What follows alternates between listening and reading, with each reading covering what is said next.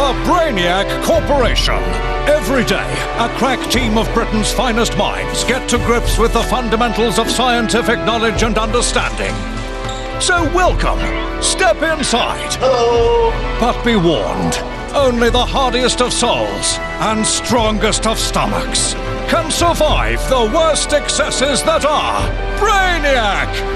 Science abuse. Brainiac. Brainiac. Brainiac. Brainiac. Brainiac. Brainiac. Brainiac.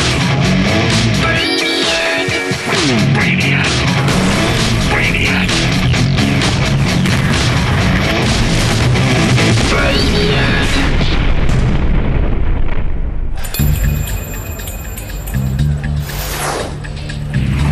Welcome to Brainiac, the show that always downs it in one. The big science tonight. Can you fight fire with fire? What's the speed of light? Fire! And Super Brainiac saves the world with science. But first...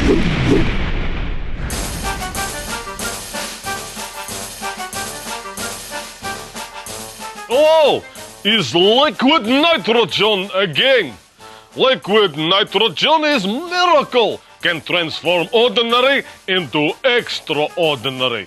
Tonight, the motto. Ursula, bring the motto. My beautiful Ursula. Thank you, my sweet. Tonight, my wonderful Ursula soon will die. But her final wish before she perishes was to see Maro smashed to pieces. Your dream will come true. Before meeting liquid nitrogen, Maro behaved like this. Like Maro. Now I place in liquid nitrogen.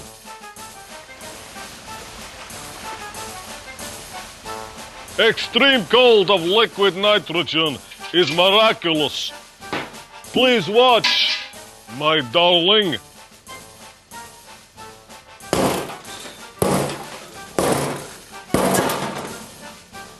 That was for you, Ursula. Liquid nitrogen! It's a miracle! Hidden away in a secret outbuilding is the Brainiac slow-motion research facility. Inside, a small team of Brainiacs are devoted to the remarkable line of research we call things, but very slowly. So what's this week's thing, but very slowly? Blowing bubbles in a glass of water. Normally this isn't particularly interesting to watch, but let's see that again, very slowly. In ultra slow motion, the bubbling water seems to act as one solid mass, only losing its smooth-edged form as it flows over the brim. It's as if the Brainiac is blowing bubbles in molten glass as hollow globules of gas attempt to break free from the confines of their watery prison.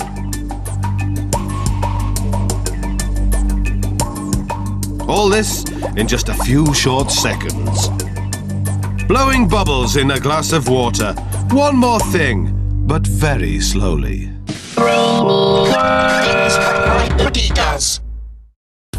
Hello, my name's Gareth Freeman, and the thing that my body does is this.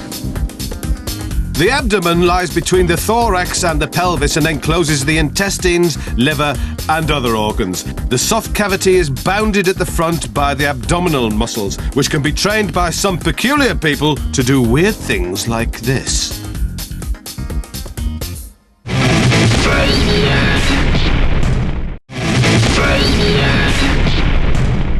Your new girlfriend's moving in, and it's only a matter of time before she discovers your secret stash of embarrassing magazines. They've got to go. There's only one method of destruction: fire. But then, you get a phone call. Your new girlfriend is equally as enticed by these as you are. You've got to put that fire out. Water's no good, it's going to ruin those titles. So what's the best alternative fire extinguisher?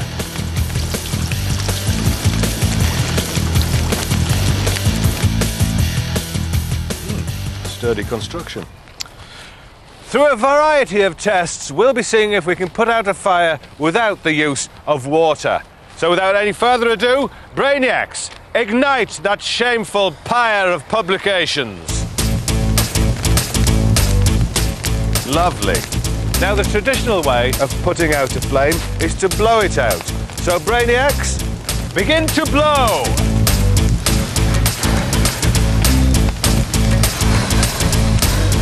A pretty sight, but they just can't generate enough puff. However, this might.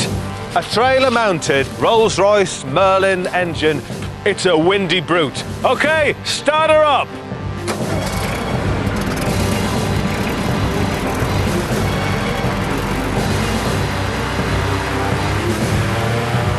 We all know you can blow out a candle, but there's a big difference between blowing a flame clean out and simply blowing extra fire-encouraging oxygen in the direction of the blaze.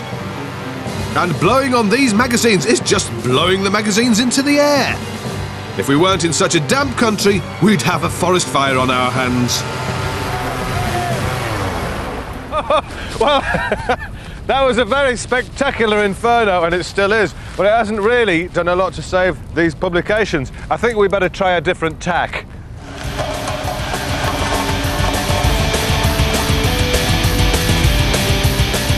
Now, not everyone has got a 10-ton road roller, but for the few of you who do have one at home, let's give it a go. Let it roll! Stamping out a fire is a well-known way of extinguishing minor conflagrations. It squeezes air away from the fire, starving the flames of oxygen, which is what we're hoping the 10-ton road roller will do. She burns yet. It's done absolutely nothing. I thought it would have squashed those flames out and sent them straight back to hell. Still, there's one type of extinguishment that we haven't tried. Explosives! Favoured by international king of the firefighters Red Adair for putting out oil well blazes. But will it work on magazines? Who cares? Anything with explosives on the label's good enough for us, so it's got to be worth a try. A fire needs 3 ingredients to burn: oxygen, heat, and fuel. Take any one away and it will go out. The explosion should rapidly eat up all the oxygen in the vicinity of the blaze, extinguishing the fire before fresh oxygen can rush back in. Okay, so here's the drill. The fire drill, if you like. The fire will be lit. Once the flames have taken, the explosive charge will be set next to the fire. I'll press the button and quench those flames and save the magazines. 2, 3, 1, explosion! Let's take a closer inspection. So, has our explosion saved the magazines from a fiery demise? Whoa!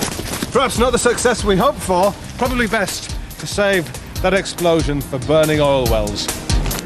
We've got one last alternative for putting out a fire without water. One elevated platform, 2 Brainiacs atop, plus buckets of sand. Beneath, a pyre of periodicals, just about to reach the point of no return. Okay, Brainiacs, release the sand! Sand. In the old days, every school had a red bucket full, as well as some sawdust to put on fresh sick. Those tiny granules might be individually pathetic, but en masse, they sneak into every crease and fold, pushing out oxygen as they go. Okay, that's enough with the sand. Let's go and have a look at the damage. Well, it's worked pretty well, I think. China Dolls has survived, as has Better Bagpipes, which is thankful. But I know what you're thinking. It's not practical. However, compared to our other methods, a ton of sand in a scaffold tower is the cheapest and most effective at putting out a blazing pile of periodicals. But if you want our advice, don't buy dodgy magazines in the first place.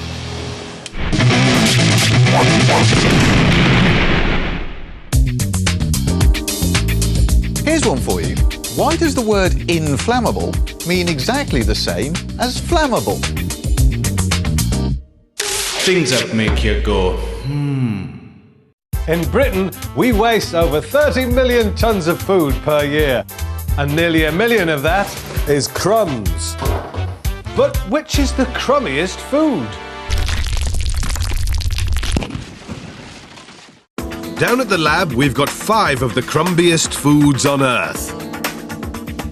Swedish crisp bread, Wensleydale cheese, hard candy, a selection of biscuits, and crusty bread. But which is the crumbiest? The Brainiac's prepared for 2 minutes of fevered crunching. The food that produces the most crumbs is the crumbiest. When the crisp bread snaps, commence eating. Wensleydale Brainiac getting stuck straight in. This cheese is pressed and aged until most of the moisture has evaporated, leaving a crumbly mess of dried curdled milk. Crisp bread Brainiac is munching away like a starving Scandinavian.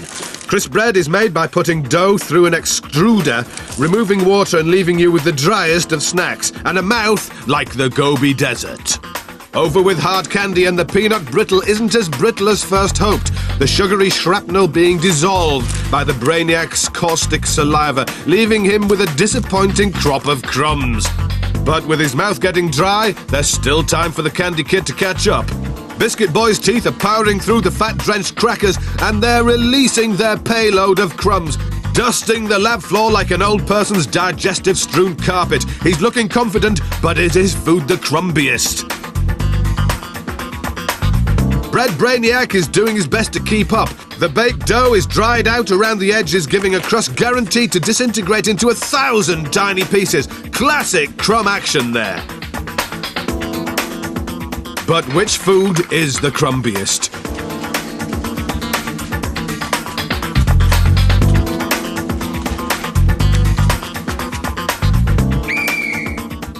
With bibs groaning under the weight of fragments of food, the crumbs are collected, and using advanced scientific measuring equipment, we have an official answer to one of mankind's oldest questions. The crummiest food is crisp breads. Yeah! You won't see the others for dust. Just don't let it go to your head.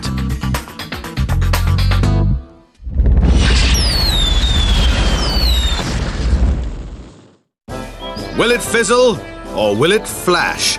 The cracking chemistry conundrum posed by Dr. John P. Kilcoyne, Principal Lecturer at the University of Sunderland.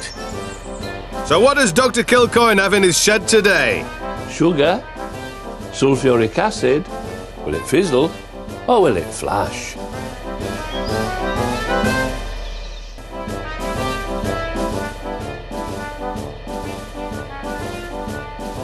Sulfuric acid and sugar. Will it fizzle or will it flash? The answer? Fizzle. When mixed, sulfuric acid strips out hydrogen and oxygen atoms from the chemical structure of sugar, leaving black carbon. And a satisfying fizzle. Nice one, Doc. What a great fizzle.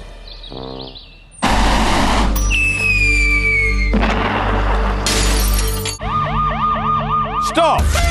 The following recipe is dangerous. Do not try this at home. Or anywhere else, for that matter. For this week's recipe, Black Forest Gatto, you will need some eggs, plain flour and cocoa powder, and for that touch of class, some glacé cherries and whipped cream for the filling. And today's helpful tip is, whatever you do, don't place a metallic sieve with a sandwich bag filled with gelignite in the microwave cavity. Baking takes a lot longer than normal cooking, so we recommend 10 minutes on full power for this one, although cooking times may vary. The microwaves spark off the metallic sieve, heating it up enough to melt the sandwich bag full of gelignite. If just one of those sparks hits the unprotected gelignite, you can say goodbye to that Black Forest gat. Oh. Sorry, dear. Looks like we're eating out again tonight. We do these recipes so you don't have to. Do not try this at home.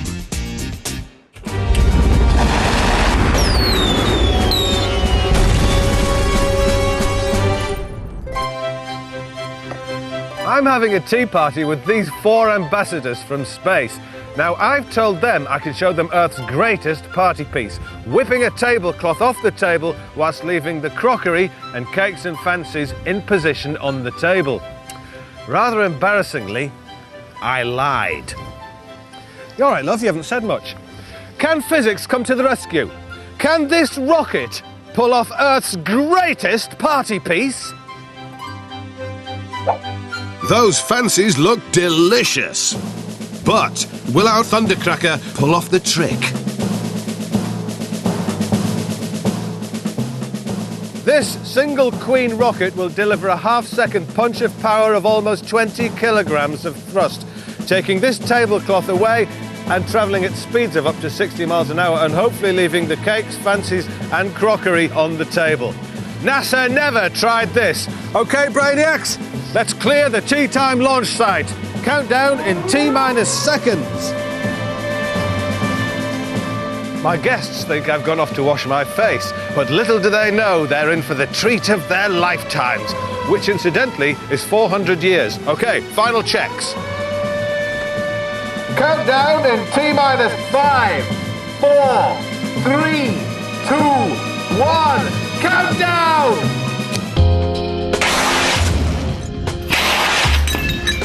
Oh dear, looks like we're going to have to claim on the tablecloth manufacturer's no stain, no rip guarantee. Let's go and see if those ambassadors are impressed.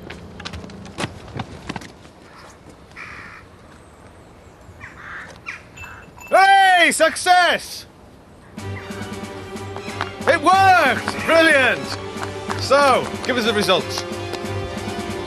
When man eventually lands on Andromeda and they're pulling rocket-powered rabbits out of hats, you can't say that the Brainiac rocket scientists didn't have a little bit to do with that.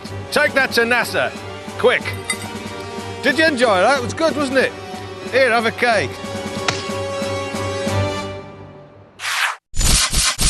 The giant millipede. Women find them slimy and repellent. The Brainiac. Women find them slimy and repellent. But which will a person find the most ticklish? Brainiac or Beast?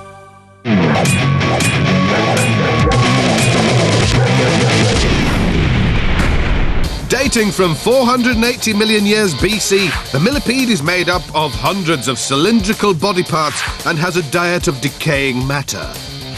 Dating on the internet, the Brainiac is made up of a head and a torso and has a diet of decaying pizza. Millipedes have up to 750 legs, which they use in wave formations for walking and burrowing. The Brainiac has 8 fingers and 2 thumbs, which he puts to uses we're not allowed to talk about here. So which will do better tickling a topless bloke we've strapped to a gurney, man or millipede? First up, it's the millipede. With 4 legs to each section of its body, the millipede soon prompts what scientists call nismesis-style tickling, the same sensation as having a feather, light electrical current, or a badger snout vibrating gently all over your body, reducing the topless bloke to a quivering, skinny mess.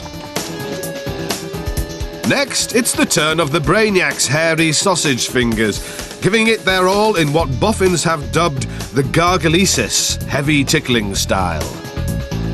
But what's this? Nothing. Despite his fingers dancing maniacally all over the exposed ribs of the topless man, he just can't get a reaction like his many-legged foe managed just moments earlier. So, in this week's Brainiac v Beast, the winner is Beast.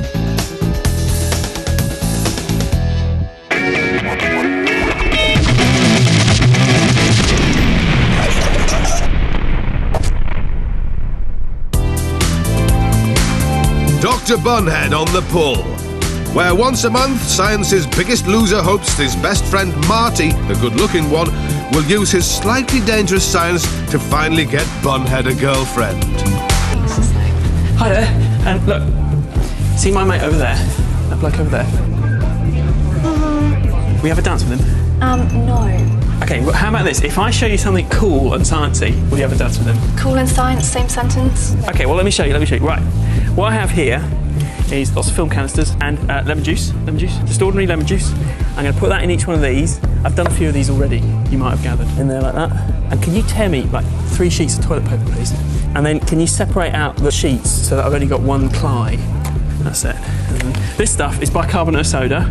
What I do is I make a little well, and then I put a bit of this stuff in the top, and then I snap the lid on. The acid that I put at the bottom, there's a little bit of lemon juice at the bottom, yeah? Will react with the bicarbonate, produces gas, and it should explode. How many of these are you doing? There are 40 here on top, thank you very much. And wear the safety equipment. You want me to put that on? Yes, I want you to put that on, please. No one's looking, really. And just move along a little bit so I can get into here. Are you ready? Are you ready? Yes? Okay, here we go.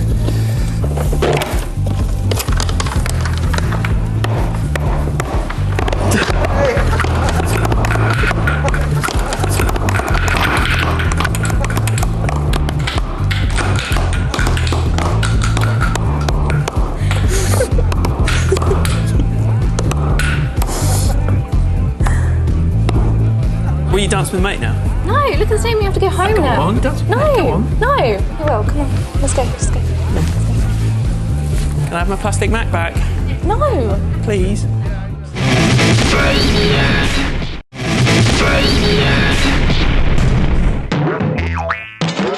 I can do science, me. The I Can Do Science Me open auditions, and our Charlotte is dedicated to hearing the public's burning questions, no matter how strange. Name? Jeff. Number? 688. 688. Dear Brainiac, I'm on a diet, but I don't have any money for new clothes. I need to know how many inches I can lose off my waist without having to replace my trousers. How many sizes larger can I wear before they fall down? Is all this weight loss actually going to happen, do we think? Never mind. Let's have a go. This is the science you want done. Come to us with your burning questions and we give you the tools for the job. In this case, factory reject jeans ranging from size 34 to size 56 waist. Jeff currently squeezes into a pair of 34s. So, first pair off the rail are a 36. Apparently, 30% of people in the UK are currently dieting to lose weight. It doesn't say how many do it to try and look more attractive, but looking at the state of Jeff, it's obvious he's doing it for health reasons. Size 38, enough to accommodate the average middle-aged spread, but not enough to slide past Jeff's snake hips, it seems. Statistically, the fattest towns in Britain are in the north, with the slimmest towns in the south.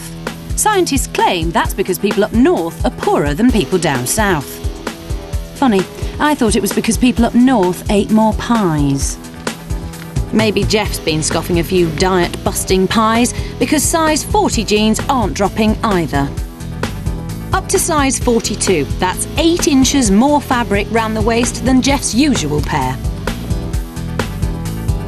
And finally, gravity works its magic. Though frankly, I wish it hadn't. His name is Jeff. He wanted to know how many sizes bigger his trousers had to be before they fell down. The answer? 4. I can do science, me.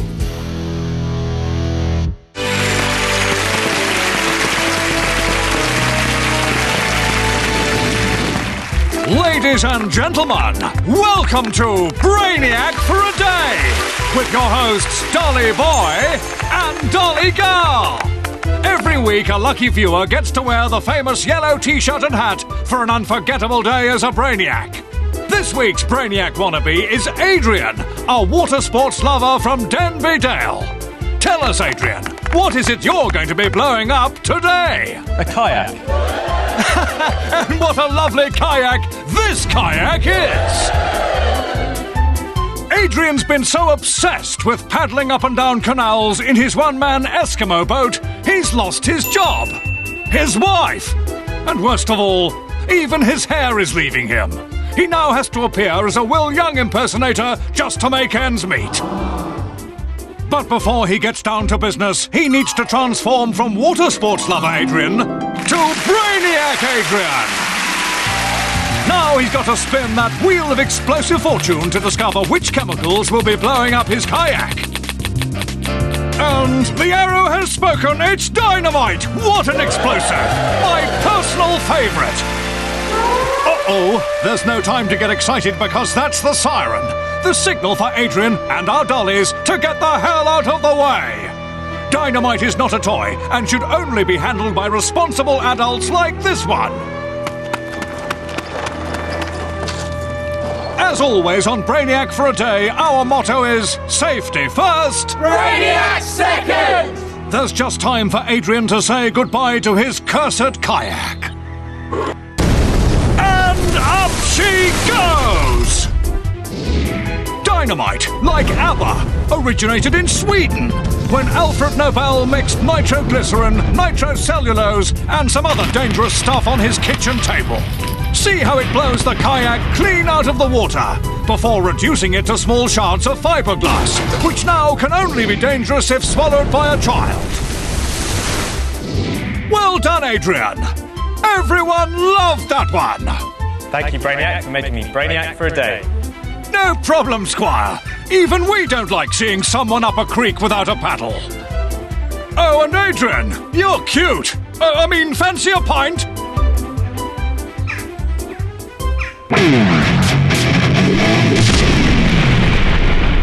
Dear John, the other day as I was driving my wife through town, we passed a beautiful young lady.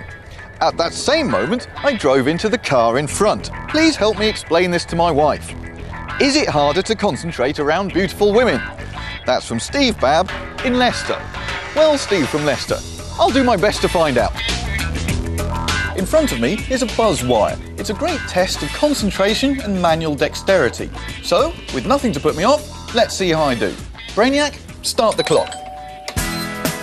Our ability to concentrate on any given task depends on our commitment, related skill, emotional and physical state, and our surrounding environment. If any one of these factors is jeopardised, then our chances of success can suffer greatly. But in my controlled scientific environment, I achieved total focus, making short work of the job in hand. OK, stop. What was the time? 55 seconds. Not bad at all. But will it be a different story with certain distractions around me? Now, we need to see what happens when I attempt the same task in the presence of several beautiful ladies. I will leave no stone unturned in my quest for scientific discovery. OK, Brainiac, get ready to start the timing. And go.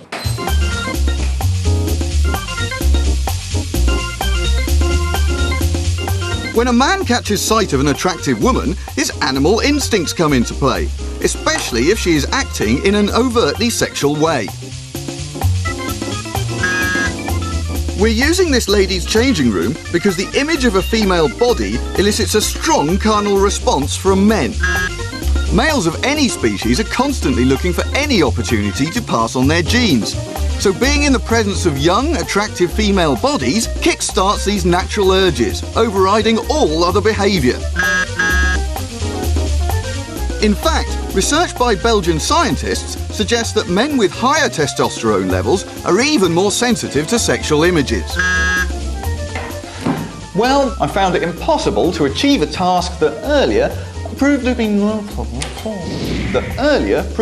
problem whatsoever. So, Steve Babb from Leicester, you can tell your wife that beautiful women affect a man's ability to concentrate, and that she should consider your actions. Beautiful women do affect a man's ability to concentrate. And as you can tell, those girls have completely scrambled my brain. So, Steve, that's even more proof for your wife. and that she should consider and that she should not consider your actions to be grounds for divorce. Yes! Success! Is it easier to get a stranger to lie to your boss or lie to your wife? For this, we're going to need an honest-looking bloke in a fetching cardigan with a mobile phone. First, let's see how many times in 20 minutes he can get a complete stranger to lie to his boss. It's supposed to be in a meeting. Yeah. If I was to phone my boss, would you be able to speak to him and say, "Hi, it's the receptionist here at the Truro branch. Martin has arrived and everything is okay." Would you be able to do that for me? Yeah. Hello, I'm a receptionist at the Truro branch. Yeah, just to let you know he's arrived. He's in Truro. I'm the ring manager. Was it Tim? I was just ringing to let him know that he's actually arrived. Yeah, he's just popped up and got me to call you, but I'm just saying he's arrived, okay? A boss is an authority figure, and Cardigan Boy finds it easy to get strangers to see his position and collude in deceiving the boss. It's a human trait to side with the underdog over the powerful. Okay, let's see how many times in half an hour he can get a stranger to lie to his wife. Basically, I'm supposed to be going out tonight for a curry with the lads, a couple of beers and stuff. And my girlfriend gets a bit funny. Sorry, my wife, newlywed. She gets a bit funny when I go out with the lads. Now, I'm not up to anything suspicious. All I want to do is have a good night. All right. I was wondering if you could just speak to her very, very quickly on the phone. No, just let her know I'm going to be in a meeting. I don't want to get involved with No? Shouldn't lie to your wife. She's newlywed. Would you be able to do that for me? I'm sorry. No. I can't. I can't understand. No? When he tries to get strangers to lie to his wife, everyone sees her as the underdog of the situation. They put themselves in her position and recognise that lying to her is wrong. Well, not quite everyone. He's in a meeting right now. He's going to be pretty late today. Yeah. I can't guarantee on. So, if you fancy a night on the tiles, you can rely on almost any stranger to lie through their teeth to your boss. But when it comes to lying to your wife, you're pretty much on your own. Professor Mayang Lee, bringing beauty as well as brains to the world of Brainiac. Recently, the prof's been having fun in her garden with her new favourite toys, a stunning pair of steel balls. By abusing the gravitational field of the Earth using a piece of string and a stepladder, Professor Mayang is able to unleash her pendulous orbs on unsuspecting objects. Today, it's her kitchen wall clock, which hasn't kept proper time since the day she got it. So, will Mayang Lee's balls of steel shatter or shunt the clock? It's a shatter! 20 kilograms of swinging steel against a clock is no competition. And it's Newton 1, Einstein 0. The clock, invented in the 13th century, destroyed at 8:21 a.m. Thanks, Prof. I'll always have time for you.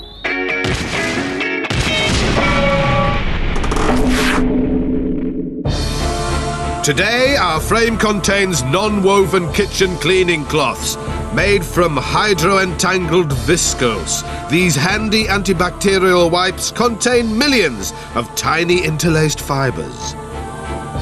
This Brainiac will run full speed towards the wall of cleaning cloths. But will he break through, or will he bounce off?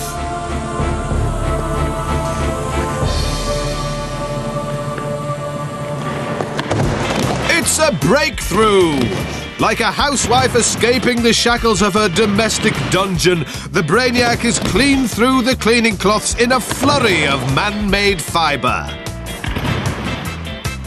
Kitchen cleaning cloths, a thing you can run through.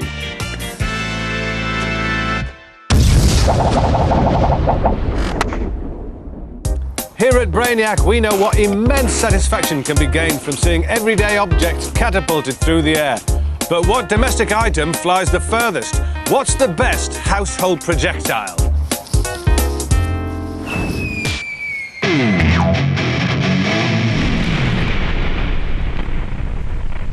Clearly, a house contains many different objects.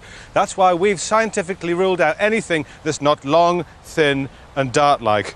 Well, almost anything.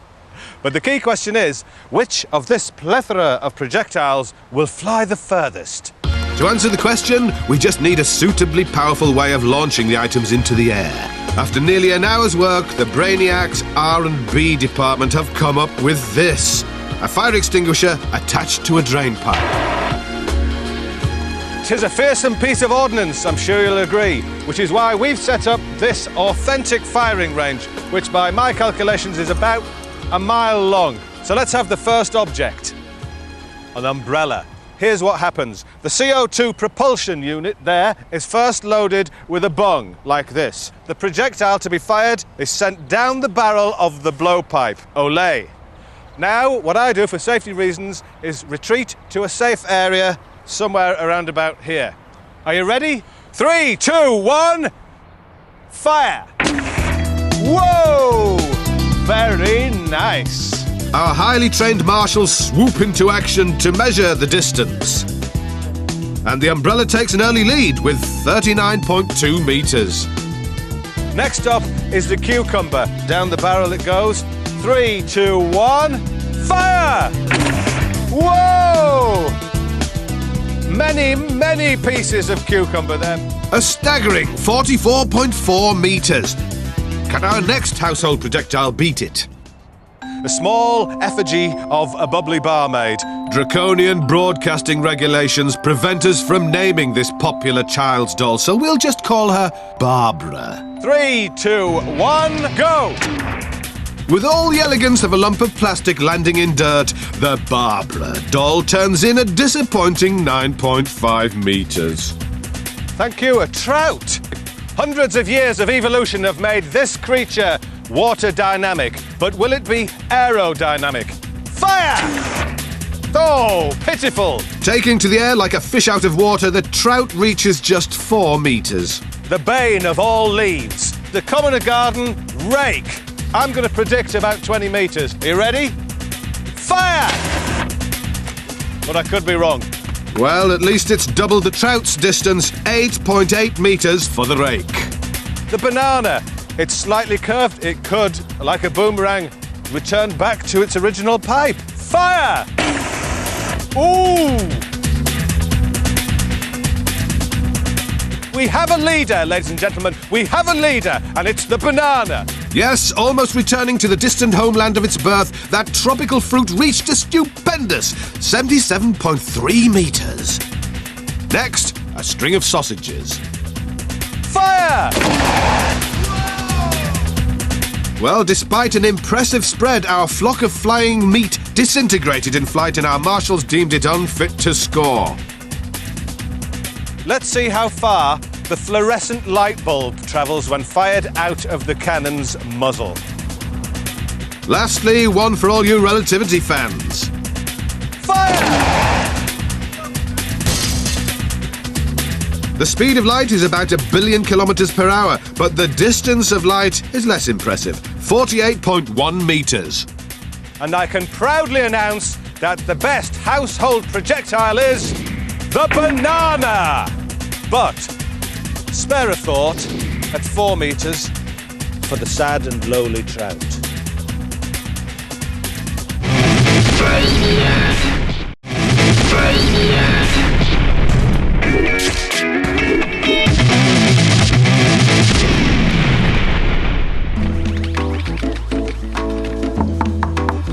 Come in. Stand over there for me, please.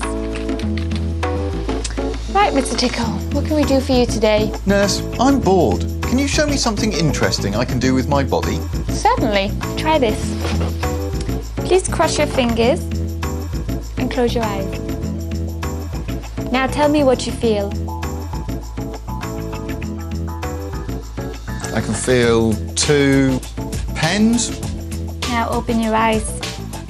Oh, there's only one. How strange. This is called Aristotle's illusion. With your fingers crossed, you feel the pen on the outsides of your fingertips, but your brain perceives the sensation as if your fingers were uncrossed, and you mistakenly feel 2 objects instead of 1. Thanks, nurse. That'll keep me amused for hours. None at all. Goodbye, Mr. Tickle. Goodbye.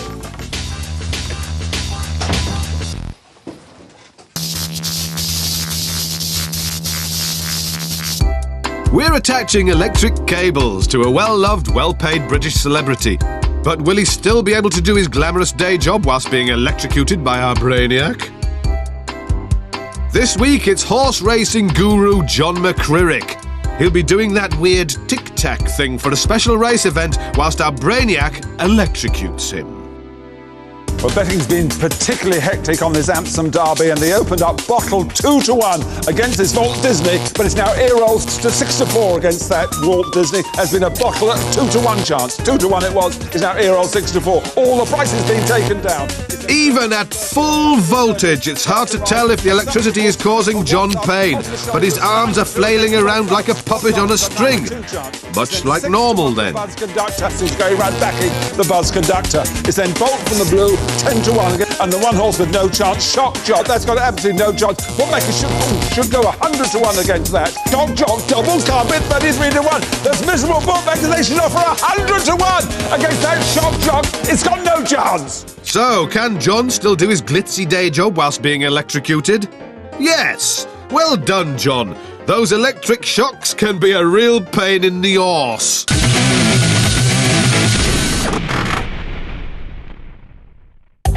Is it a drain specialist? Is it a road sweeper? No, it's Super Brainiac! The result of a careless mistake by a lab assistant and the janitor.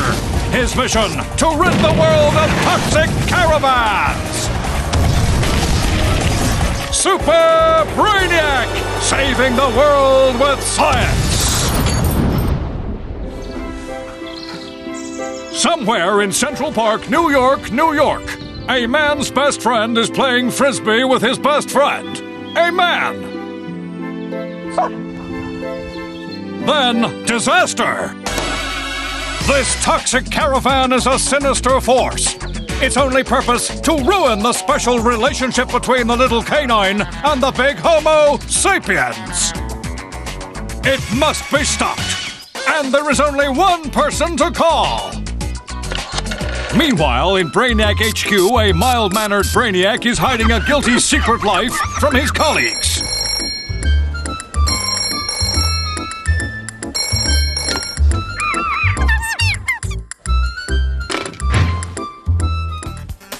In the stare of an eye, he transforms into an irradiated beacon of justice.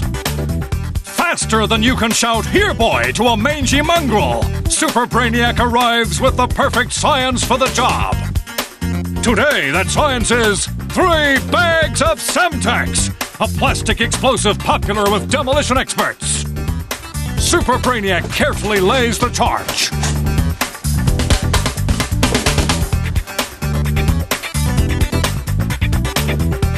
There's plenty of time to get to a safe distance. Kaboom! Mix penta-erythritol tetranitrate and cyclotrimethylene trinitramine with some plasticizer, and you get Femtech! Invented in the former Czechoslovakia, it detonates at over 8,000 miles per hour, which is about 7,970 miles an hour faster than that wretched wreck on wheels ever went.